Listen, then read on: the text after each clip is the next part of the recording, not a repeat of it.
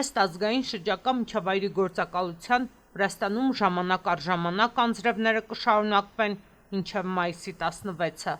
Որոշ վայրերում ուժեղ անձրև հնարավոր է ամպրոպ, կարկուտ եւ ուժեղ քամի։ Ախալցիխեում մայիսի 14-ին եւ 15-ին անձրև կտեղա։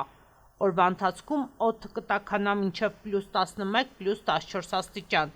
իսկ գիշերը ջերմաստիճանը կլինի +4, +5 աստիճան։